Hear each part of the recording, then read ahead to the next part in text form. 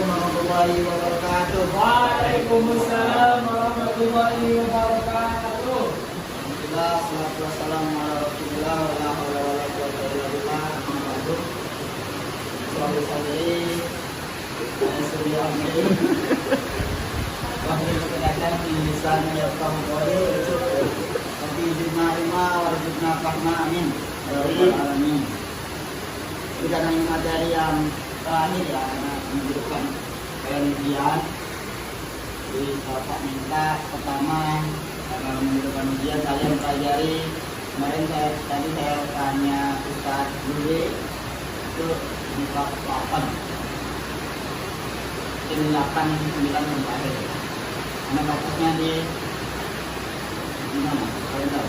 Batas semester 2. Kalian mulai di semester 2 atau berapa? 28. Mulai dari bab 2 apa semester 2 itu dari beberapa belajar 5.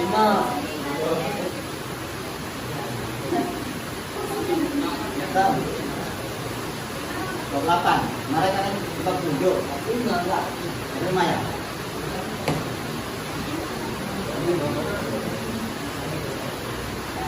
Silakan nanti dipelajari ya. Bab nanti dari bab 5 atau dari bab 7 sampai bab akhir. Berapa bab? 12 bab ya? Nah, silakan dipelajari. Nanti kalau memang waktunya sempat kita bahas-bahas sedikit. Kenapa kalian kalau dikasih kamera kayak gitu kan? Nah ini biasanya tuh. Anti kamera. Mungkin kita langsung ini aja ya, masuk ke kesimpulan-kesimpulan dari bab 8. Rangkuman. Jadi mukadimah sebentar, kenapa kita harus belajar pendidikan agama? Nah, karena sekarang Bapak itu lebih ke fikih ya, karena ada tugas fikih. Kenapa kita harus belajar fikih? Ada yang tahu? Oke. Pak, kenapa kita belajar fikih? Apa itu fikih? Fikih, Ustaz. Apa?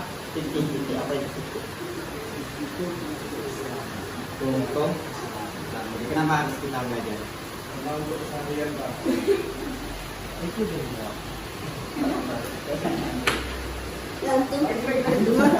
Antum lah. Antum.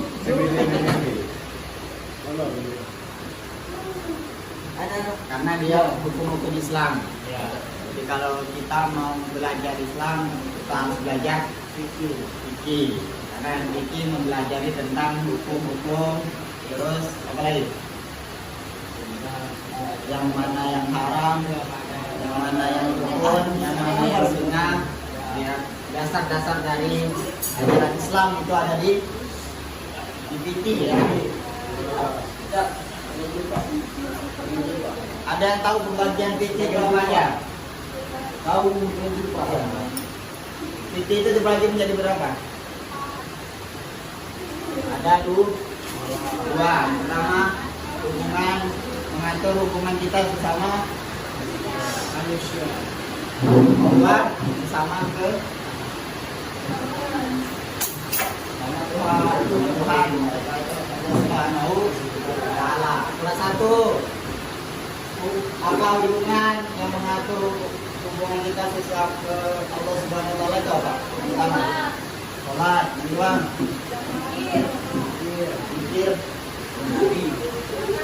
Terus selain sholat apa? Dan 5 waktu ya, yang 5 rukun Islam. Tapi yang paling pertama yang dipelajari itu rata-rata apa? Ada Itu syahadat. bab pertama dalam kitab fikih itu apa? Kenapa harus diawali bersuci dulu? Karena setiap ibadah yang dilakukan itu harus dibersihkan dulu. Harus suci dulu baru ibadah. Hanya lah ya mutahharun.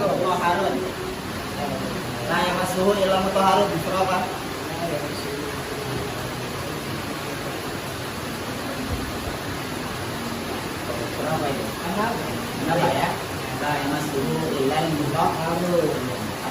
tidak boleh memegang di situ Al-Quran kecuali orang-orang yang suci.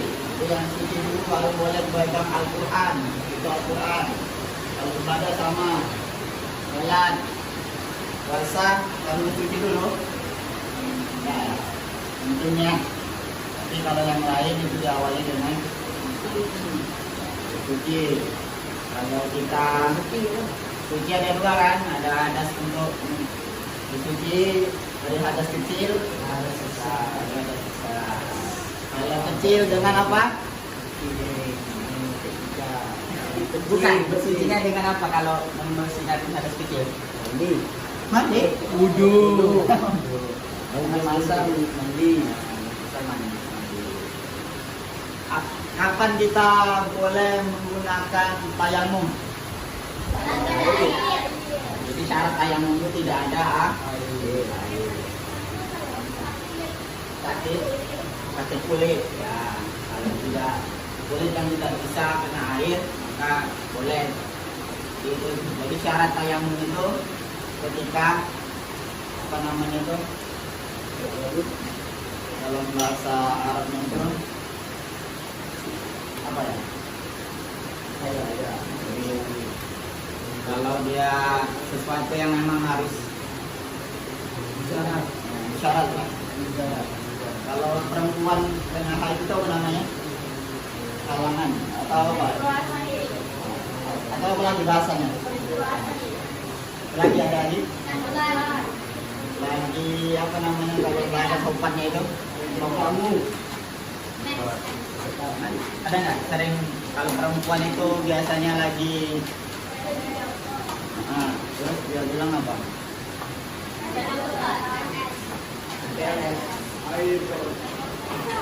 Nah ini kok ada apa namanya itu ya bahasa Arab ya. Saya lagi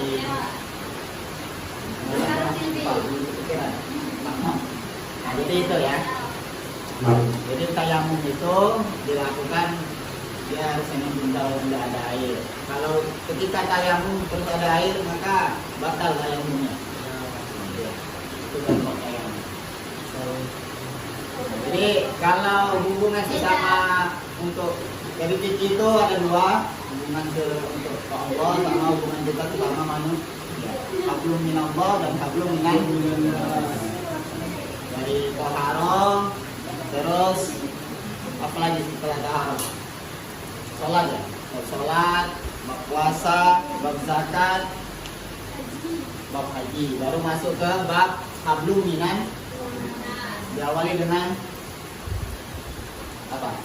Pertama, jual beli. Biasanya jual beli. Muamalah. Hubungan sama manusia itu muamalah.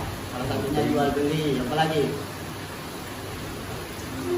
Hukum yang diatur sama manusia selain kita jual beli sama manusia apa lagi? Ada lagi? Cuma jual beli? Di masyarakat. Apa dulu masyarakat? Semboyong. Ada lagi?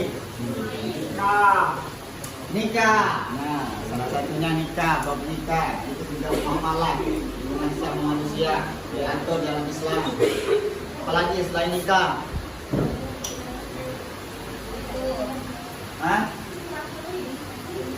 Jalan-jalan. Ada dan berpikir. Kalau bahasa Arabnya jalan-jalan itu apa? Safari. Safar.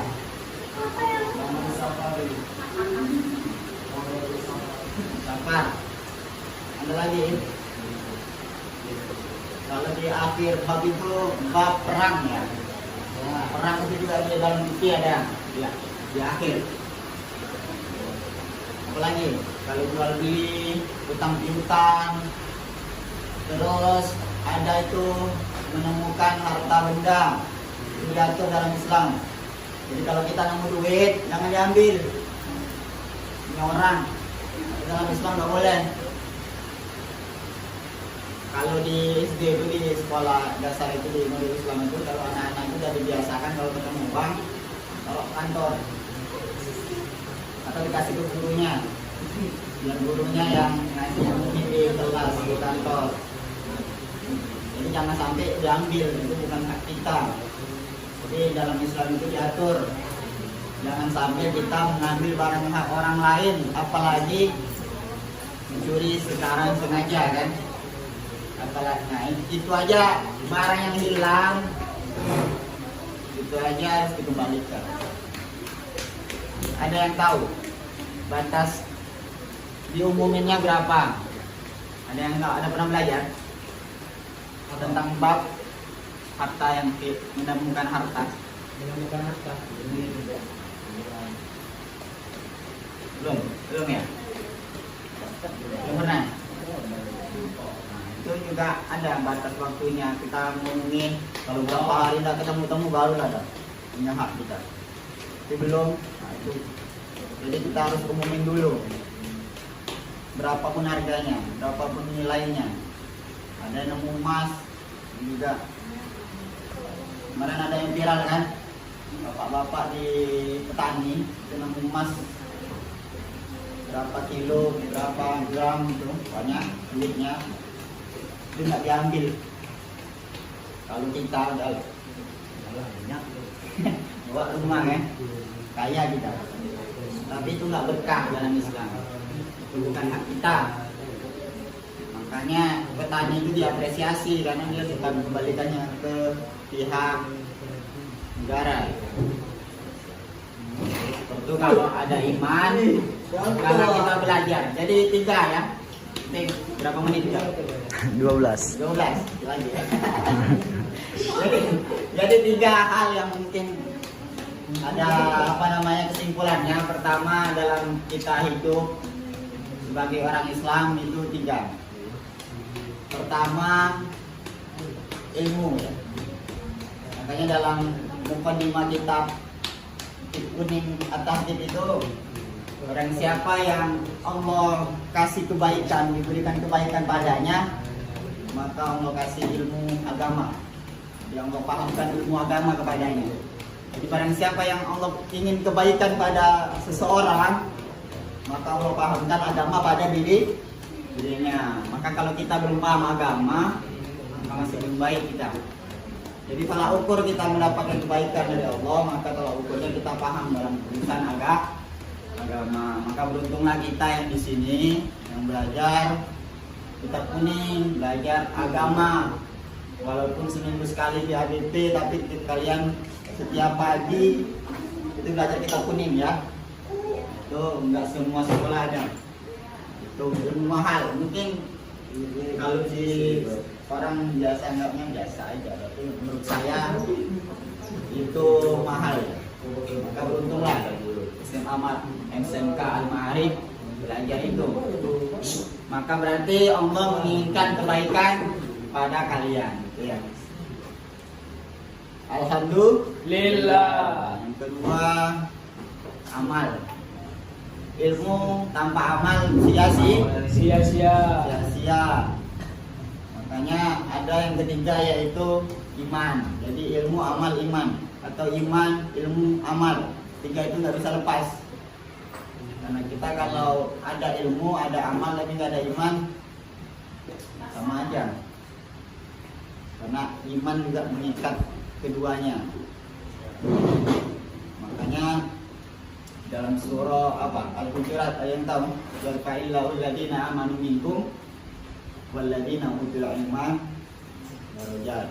Maka Allah akan menaikkan seseorang derajatnya dengan beberapa derajat, dengan ilmu, dengan iman, dengan amal. Syaratnya 3. Apa akhlak? Iman banyak ya, tapi yang intinya diawali iman yang pertama itu apa tadi? Ya, syahadat.